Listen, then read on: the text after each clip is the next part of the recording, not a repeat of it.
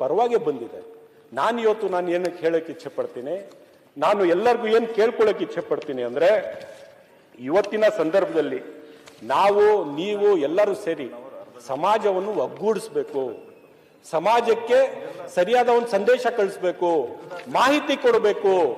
ಇವತ್ತಿನ ಸಂದರ್ಭದಲ್ಲಿ ನಮ್ಮ ರಾಜ್ಯಕ್ಕೆ ಕಾಡ್ತಾ ಇರ್ತಕ್ಕಂಥ ಹಲವಾರು ಇಶ್ಯೂಸ್ ಇದಾವೆ. ಇಲ್ಲೇ ಆರೋಗ್ಯ ಸಚಿವರು ಇದ್ದಾರೆ, 5 ಬಾಣಂತರು ಮಹಿಳೆಯರು ಸಾವನ್ನಪ್ಪಿ ಅಲ್ಲಿ ಒಂದು ದೊಡ್ಡ ಇಶ್ಯೂ ಆಗಿದೆ ಬಳ್ಳಾರಿಯಲ್ಲಿ. ಇವತ್ತವರೆಗೂ ನಮ್ಮ ಬಿಜೆಪಿಯ ಸ್ನೇಹಿತರು ಅದ್ರ ಬಗ್ಗೆ ಮಾತನಾಡಿಲ್ಲ, ಇಶ್ಯೂನ ತಗೊಂಡು ಬಂದಿಲ್ಲ. ಆರೋಗ್ಯ ಸಚಿವರು ಇವತ್ತು ಎದ್ದು ನಿಂತ್ಕೊಂಡು ಹೇಳ್ತಾ ಇದ್ರು ಆ ಇಶ್ಯೂ ಬಗ್ಗೆ ಚರ್ಚೆ ಮಾಡೋಣ ಅಂತ. ಸ್ವತಃ ದಿನೇಶ್ ಗುಂಡೂರಾವ್ ಅವ್ರು ಕೇಳ್ಕೊತಾ ಇದ್ದಾರೆ, ಅವ್ರು ಚರ್ಚೆಗೆ ಬರಕ್ ರೆಡಿ ಇಲ್ಲ. ರೈತರ ಸಮಸ್ಯೆ ಇದೆ, ಉತ್ತರ ಕರ್ನಾಟಕದ ಜನರ ಸಮಸ್ಯೆಗಳಿದಾವೆ, ಉತ್ತರ ಕರ್ನಾಟಕದ ರೈತರ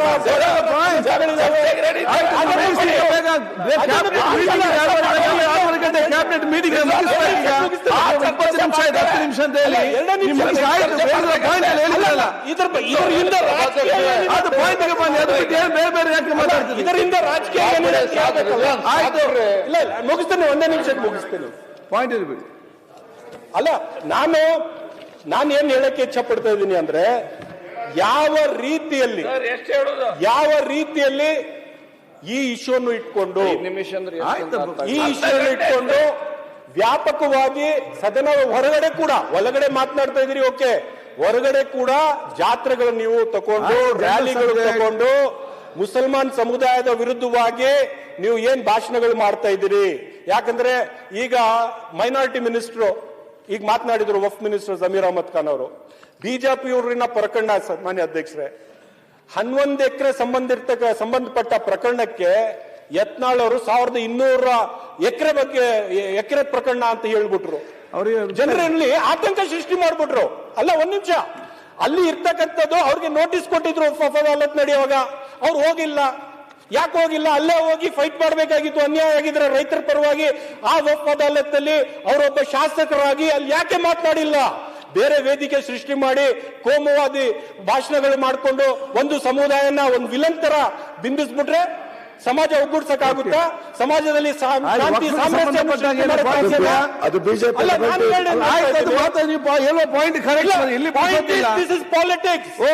ಬಿಜೆಪಿಯ ಕರ್ನಾಟಕ ಮಾಡೆಲ್ ಏನಿತ್ತು, ವಫ್ ಪರ ಇತ್ತು.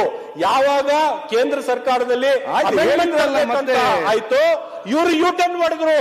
ಇವರು ಕೇಂದ್ರದ ಬಿಜೆಪಿಯ ನಾಯಕರಿಗೆ ಮನವರಿಕೆ ಮಾಡ್ಕೋಬೇಕಾಗಿತ್ತು. ಇಲ್ಲ, ಇಷ್ಟು ದಿವಸ ಕರ್ನಾಟಕ ಬಿಜೆಪಿ ಬಂದಿದೆ. ರೈತರಿಗೆ ಶಾಸ್ತಿ ನೋಟಿಸ್ ಕೊಟ್ಟಿರೋದು ಬಿಜೆಪಿನೇ ಕಮಿಟಿ ಮಾಡಿದ್ದು. ಕರ್ನಾಟಕ ಬಿಜೆಪಿಯಿಂದಾನೇ ರೈತ ವಫ್ ಪರ ಹೋರಾಟ ಆಗಿದ್ದು. ಇಷ್ಟು ದಿವಸ ಅಲ್ಲಿಂದ ಒಂದೇ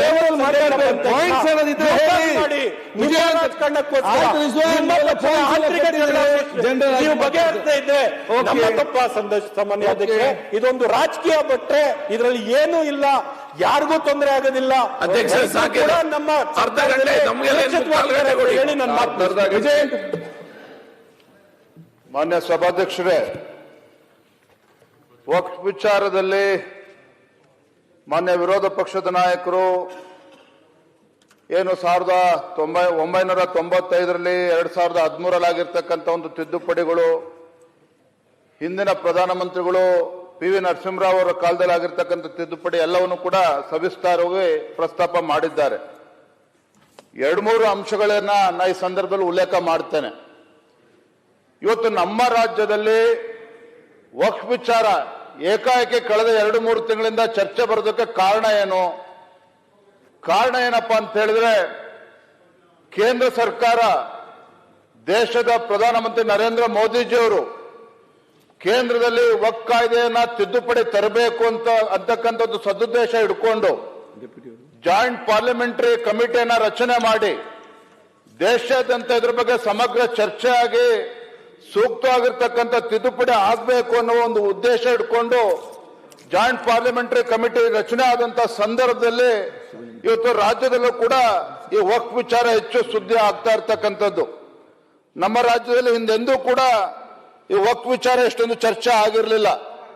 ನಾನು ಕೂಡ ಕಳೆದ ವಾರದಲ್ಲಿ ನಮ್ಮೆಲ್ಲ ಪ್ರಮುಖರ ತಂಡ ಬೀದರ್, ಗುಲ್ಬರ್ಗ, ಯಾದಗಿರಿ ಮತ್ತು ರಾಯಚೂರು ಜಿಲ್ಲೆಗಳ ಪ್ರವಾಸನ ನಾವು ಮಾಡಿದ್ವಿ.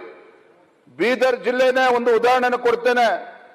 ಬೀದರ್ ಜಿಲ್ಲೆನಲ್ಲೇನೆ ಸುಮಾರು 13,000ಕ್ಕೂ ಹೆಚ್ಚು ಎಕರೆಗಳು ಇವತ್ತು RTCಗಳಲ್ಲಿ ಕಲಂ 11ರಲ್ಲಿ ಇವತ್ತು ನಮೂದೇನ ಆಗ್ತಿದೆ. ಧರ್ಮಾಪುರ ಇರ್ಬೋದು, ಚಟ್ನಳ್ಳಿ ಇರ್ಬೋದು, ಊರಿಗೂರೇನೆ ಇವತ್ತು ಕಲಂ 11ರಲ್ಲಿ ಇವತ್ತು ವಕ್ಫ್ ಅಂತ ಹೇಳಿ ಇವತ್ತು ನಮೂದಾಗಿರ್ತಕ್ಕಂಥದ್ದು. ಇವತ್ತು ಆ ಭಾಗದ ರೈತರು ಇವತ್ತು ಆತಂಕಕ್ಕೆ ಈಡಾಗಿದ್ದಾರೆ. ಮಾನ್ಯ ಸಚಿವರು ಮಾತನಾಡ್ತಾ ಹೇಳಿದ್ರು, ಇವತ್ತು ರಾಜ್ಯದ ಅನೇಕ ರೈತರ ಒಂದು ಪಹಣಿಯಲ್ಲಿ ಕಲಂ 11ರಲ್ಲಿ ಏನು ವಕ್ ಅಂತೇಳಿ ಎಂಟ್ರಿ ಆಗಿದೆ, ಕಲಂ 9ರಲ್ಲಿ ಎಂಟ್ರಿ ಮಾಡಿಲ್ಲ ಅನ್ನೋದು ನಮಗೂ ಗೊತ್ತಿದೆ. ಕಲಂ 11ರಲ್ಲಿ ಇವತ್ತೇನು ವಕ್ ಅಂತೇಳಿ ಎಂಟ್ರಿ ಆಗಿದೆ. ಇವತ್ತು ರೈತರು ಯಾಕೆ ಆತಂಕಕ್ಕೀಡಾಗಿದ್ದಾರೆ ಅಂತ ಹೇಳಿದ್ರೆ, ರೈತರ ಜಮೀನುಗಳು ಕಲಂ 11ರಲ್ಲಿ ಏನು ಇವತ್ತು ವಕ್ ಅಂತೇಳಿ ಎಂಟ್ರಿ ಆಗಿದೆ, ಆ ಜಮೀನನ್ನ ಇವತ್ತು ಅದ್ರ ಮೇಲೆ ಸಾಲನೂ ತಗೊಳಕ್ಕಾಗ್ತಾ ಇಲ್ಲ.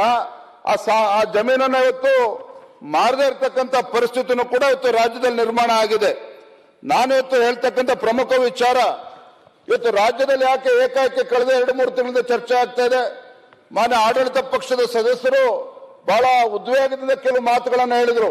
ಇವತ್ತು ಕರ್ನಾಟಕ ರಾಜ್ಯದಲ್ಲಿ ಭಾರತೀಯ ಜನತಾ ಪಾರ್ಟಿ ರಾಜ್ಯಾದ್ಯಂತ ಪ್ರವಾಸ ಮಾಡಿ ಇವತ್ತು ವಕ್ ವರ್ಸಸ್ ರೈತರು ಅಂತೇಳಿ ಬಿಂಬಿಸ್ತಾ ಇದ್ದಾರೆ, ವಕ್ ವರ್ಸಸ್ ಹಿಂದೂಗಳು ಅಂತೇಳಿ ಬಿಂಬಿಸ್ತಾ ಇದ್ದಾರೆ ಎನ್ನುವ ಮಾತನ್ನ ಆಡಳಿತ ಪಕ್ಷದ ಸದಸ್ಯರು ಹೇಳಿದ್ರು.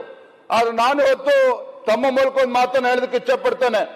ರಾಜ್ಯದಲ್ಲಿ ಇವತ್ತು ರೈತರ ವಿರುದ್ಧ ವಕ್ಫ್ ಬೋರ್ಡ್ ಇದೆ, ಹಿಂದೂಗಳ ವಿರುದ್ಧ ವಕ್ಫ್ ಬೋರ್ಡ್ ಇದೆ ಅಂತ ಹೇಳಿದ್ದು ಚರ್ಚೆ ಆಗ್ತಿದೆ ಅಂತ ಹೇಳಿದ್ರೆ ಅದಕ್ಕೆ ಕಾರಣ ಆಡಳಿತ ಪಕ್ಷದಲ್ಲಿರ್ತಕ್ಕಂಥ ಸದಸ್ಯಗಳೇ ಕಾರಣ. ಇವತ್ತು ಕಾರಣ ಏನಪ್ಪಾ ಅಂತ ಹೇಳಿದ್ರೆ, ಏನು ಹಿಂದೆ ದಿನಾಂಕ 8/9/24 8/9/24ರಲ್ಲಿ ಏನು ಬಿಜಾಪುರ ಜಿಲ್ಲೆನಲ್ಲಿ ನಡೆದಂತ ವಕ್ ಅದಾಲತ್ ಸಭೆ, ಇವತ್ತು ಅಲ್ಲಿರ್ತಕ್ಕಂಥ ಜಿಲ್ಲಾಧಿಕಾರಿಗಳು ಎಲ್ಲರೂ ಸಹ ಇದ್ರ ಸಭೆಯಲ್ಲಿ. ಒಂದೇ ನಿಮಿಷ ಓದ್ತೇನೆ, ಅದರಲ್ಲಿ ಪ್ರೊಸೀಡಿಂಗ್ಸ್ ಅಲ್ಲಿ ಬರ್ತದೆ. ಮಾನ್ಯ ಸಚಿವರು ಈ ವಕ್ ಅದಾಲತ್ ಹಾಗೂ ವಕ್ ಪ್ರಗತಿ ಪರಿಶೀಲನೆಯನ್ನ ಮಾಡ್ತಾ ಮಾನ್ಯ ಮುಖ್ಯಮಂತ್ರಿಗಳ ಸೂಚನೆಯಂತೆ ಮಾಡಲಾಗ್ತದೆ. ಈಗಾಗಲೇ ತಿಳಿಸಿದಂತೆ ಅಧಿಕಾರಿಗಳು ತಾವು ಹೇಳಿದಂತೆ ಕಾರ್ಯವನ್ನ ಮಾಡಬೇಕಾಗುತ್ತದೆ. ಈಗಾಗಲೇ ತಿಳಿಸಿದಂತೆ ಅಧಿಕಾರಿಗಳು ತಾವು ಹೇಳಿದಂತೆ ಕಾರ್ಯ ಮಾಡಬೇಕಾಗುತ್ತದೆ.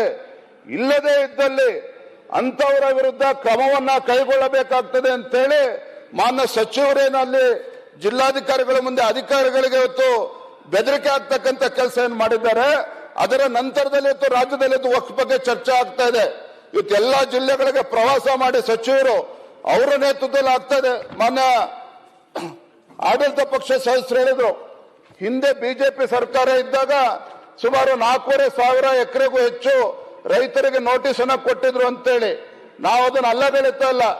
ಆದ್ರೆ ಇಲ್ಲಿ ಪ್ರಶ್ನೆ ಇರ್ತಕ್ಕಂಥದ್ದು, ಹಿಂದೆ ಭಾರತೀಯ ಜನತಾ ಪಾರ್ಟಿ ಸರ್ಕಾರ ಇದ್ದಾಗ, ಬಿಜೆಪಿ ಸರ್ಕಾರ ಇದ್ದಾಗ ಮುಖ್ಯಮಂತ್ರಿಗಳಾಗ್ಲಿ ಅಥವಾ ಯಾವುದೇ ಸಚಿವರಾಗಿ ಜಿಲ್ಲೆಗಳಿಗೆ ಹೋಗಿ ಅದಾಲತ್ ಮಾಡಿ ರೈತರಿಗೆ ರಾತ್ರೋರಾತ್ರಿ ಅವರ ನೋಟಿಸ್ ಅನ್ನ ಕೊಡಿ ಅಂತೇಳಿ ಯಾರು ಕೂಡ ಆದೇಶ ಮಾಡಿರಲಿಲ್ಲ. ಅಧಿಕಾರಿಗಳ ಮಟ್ಟದಲ್ಲಿ ಆಗಿರ್ತಕ್ಕಂಥದ್ದು. ಆದ್ರೆ ಇವತ್ತು ರಾಜ್ಯದಲ್ಲಿ ನಡ್ತಾ ಇರ್ತಕ್ಕಂಥದ್ದು ಅಲ್ಪಸಂಖ್ಯಾತರನ್ನ ತುಷ್ಟೀಕರಣ ಮಾಡ್ತಕ್ಕಂಥ ನಿಟ್ಟಿನಲ್ಲಿ, ಅಲ್ಪಸಂಖ್ಯಾತರನ್ನ ಖುಷಿ ಪಡಿಸ್ತಕ್ಕಂಥ ನಿಟ್ಟಿನಲ್ಲಿ.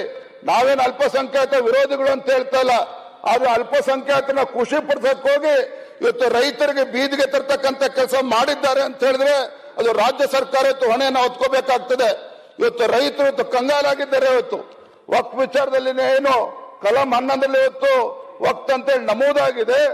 ರೈತರು ಇವತ್ತು ಸಾಲನ್ನು ತಗೊಳಕ್ಕಾಗ್ತಾ ಇಲ್ಲ, ಆ ಜಮೀನನ್ನ ಮಾರೋದಕ್ಕೂ ಕೂಡ ಇವತ್ತು ಸಾಧ್ಯ ಆಗ್ತಾ ಇಲ್ಲ ಅಂತ ಹೇಳಿದ್ರೆ ಅಂತ ಪರಿಸ್ಥಿತಿಗೆ ಕಾರಣ ರಾಜ್ಯ ಸರ್ಕಾರ. ಮಾನ್ಯ ಸಭಾಧ್ಯಕ್ಷರೇ ಹೇಳಿದ್ರು, ನಿಮ್ದೇ ಕೇಂದ್ರ ಸರ್ಕಾರ ಇತ್ತು, ನೀವು ತಿದ್ದುಪಡಿ ಮಾಡಿ ಅಂತ. ಹೌದು, ಇವತ್ತು ನಮ್ಮ ಪ್ರಧಾನಮಂತ್ರಿ ನರೇಂದ್ರ ಮೋದಿಜಿಯವರು ಈ ದೇಶದಲ್ಲಿ, ರಾಜ್ಯದಲ್ಲಿ ಅಷ್ಟೇ ಅಲ್ಲ, ಇಡೀ ದೇಶದಲ್ಲಿರ್ತಕ್ಕಂಥ ಯಾವುದೇ ರೈತನಿಗೆ ಅನ್ಯಾಯ ಆಗಬಾರದು.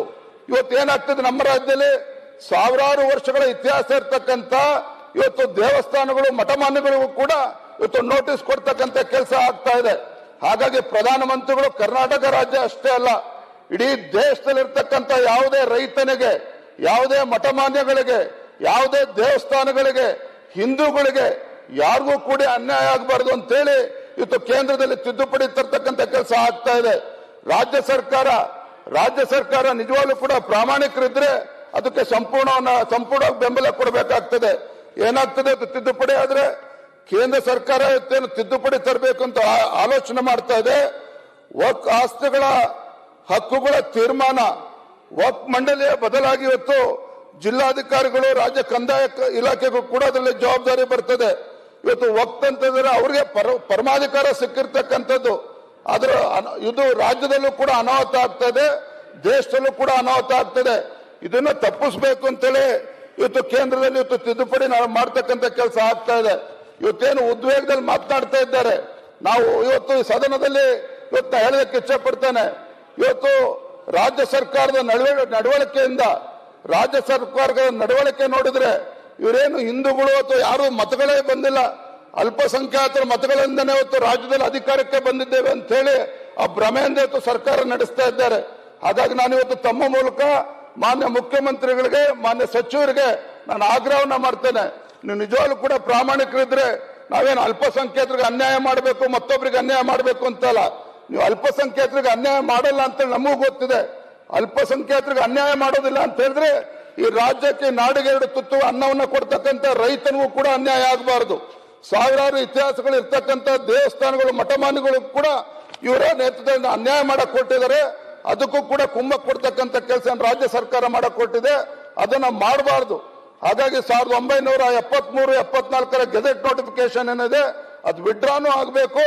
ರೈತರಿಗೆ ಬೀದಿ ತರ್ತಕ್ಕಂಥ ಕೆಲಸ ಇವತ್ತು ರಾಜ್ಯ ಸರ್ಕಾರ ಏನ್ ಮಾಡಕ್ ಕೊಟ್ಟಿದೆ ಅದು ತತ್ಕ್ಷಣ ನಿಲ್ಲಿಸಬೇಕು ಅಂತೇಳಿ ತಮ್ಮ ಮೂಲಕ ನಾನು ರಾಜ್ಯ ಸರ್ಕಾರಕ್ಕೆ ಆಗ್ರಹವನ್ನು ಮಾಡ್ತಾ ಇದ್ದೇನೆ. ಅಧ್ಯಕ್ಷ ಕೊಡ್ತೀರಿ ಸ್ವಲ್ಪ ಹೇಳ್ರಿ, ಇಲ್ಕಂದ್ ಸೋಮವಾರ ದಿವಸ. ಹೆಚ್ಚಿನ ವಿಡಿಯೋಗಳಿಗೆ ಪ್ರತಿಧ್ವನಿ ಯೂಟ್ಯೂಬ್ ಚಾನೆಲ್ ಸಬ್ಸ್ಕ್ರೈಬ್ ಮಾಡಿ, ಬೆಲ್ ಐಕಾನ್ ಕ್ಲಿಕ್ ಮಾಡಿ.